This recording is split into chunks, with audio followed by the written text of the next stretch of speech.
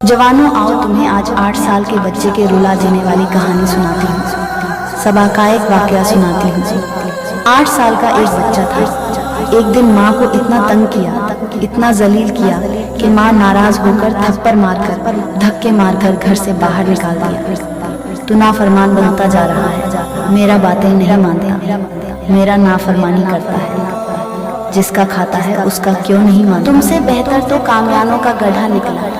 अगर मालिक गधे को चारा न डाला तो गधा पूरा दिन बाहर से चढ़कर शाम को वापस आता। नौकरी मालिक की ही करता है, वो बदबख्त तू खाता भी मेरा है और नाफरमानी भी मेरी ही करता है।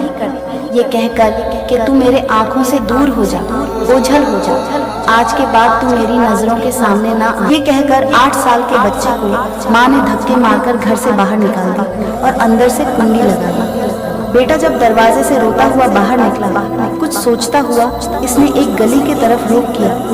रोता जा रहा है, आंसू पोंछता जा रहा है। जहाँ गली खत्म हुई थी वहीं खड़े होकर कुछ सोचने लगा। सोचता सोचता आखिरकार उसने घर के इधर आने का फैसला किया। आखिरकार आहिस्ता आहिस्ता वापस आ रहा है घर की तरफ रोता हुआ। जब इसने घर के दहलीज पर कदम रखा, दरवाजा बंद था, गेट बंद था। गेट के साथ जैसे ही टेक लगाकर बैठा थका हुआ था, काफी देर से रो रहा था। गेट के साथ जैसे ही टेक लगाई उसे नींद आ गई, वहीं सो गया। बहुत देर के बाद माँ ने किसी काम के बहाने से दरवाजा खोला। देखा बेटा सो रहा है, आंखें छम छम बरस रही है। रोता हुआ बेटा सो रहा है।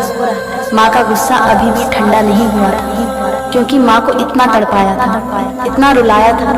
माँ ने कहा, वो बदबख्त तू फिर आ गया। माँ ने कहा, दफा हो जा, यहाँ से दूर हो जा, फिर मेरी आंखों के सामने नजर में ना आना। मेरा नाफरमानी करता है, मेरा कहा नहीं मानता है। दूर जाने के वजह बेटा खड़ा हो गया। माँ के सामने खड़े होकर 8 साल बच्चे ने कहा, माँ जब तूने धक्के देकर घर से बाहर निकाला, मैं ये सोचता सोचता निकला, मैं आपसे कहीं दूर चला जाऊंगा। मैं बाजार में भीख मांगूंगा, खाने के लिए मुझे कुछ ना कुछ मिल जाएगा। मैं किसी के जूते पॉलिश करूंगा, मुझे पैसे भी मिल जाएंगे। मैं किसी के घर का बर्तन धोया करूंगा, मैं किसी के घर का सफाई करूंगा, मुझे रहने के लिए जगह भी मिल जाएगी। मैं दिन रात कमाऊंगा, मुझे पैसा भी मिल जाएंगे। ये सोचता सोचता वापस आ गया।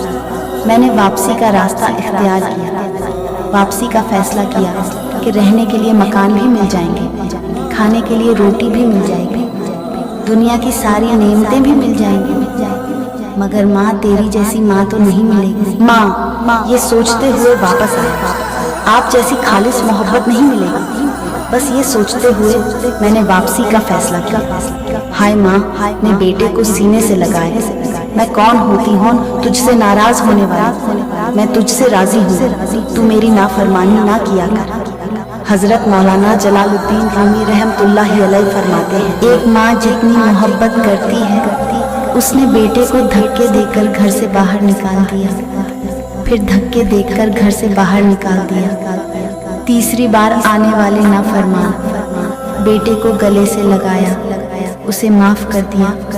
ओ नौजवानों, तुम्हारे करीम रब 70 माओं से भी ज्यादा प्यार करने वाला। इस माँ ने तो धक्के देकर घर से बाहर निकाल दिया था, लेकिन तेरे करीम रब तुझे मस्जिद से बाहर नहीं निकालेगा। कितने भी गुनहगार क्यों ना हो, अपने करीम रब के चौखट पे आके तो देखो, एक बार अपने दामन फैलाकर तो देखो। मेरा अल्लाह फरमाता है, बख्शीश का हद न कर दूं तो मुझे रब्बुल आलमीन भी ना कहना। उस माँ ने तो दूसरी बार आने वाले बेटे को धक्के देकर घर से बाहर निकाल दिया।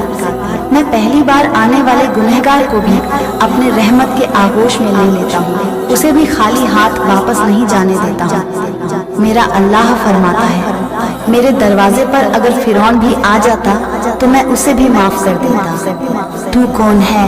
तू तो बस एक मामूली सा गुनहगार है।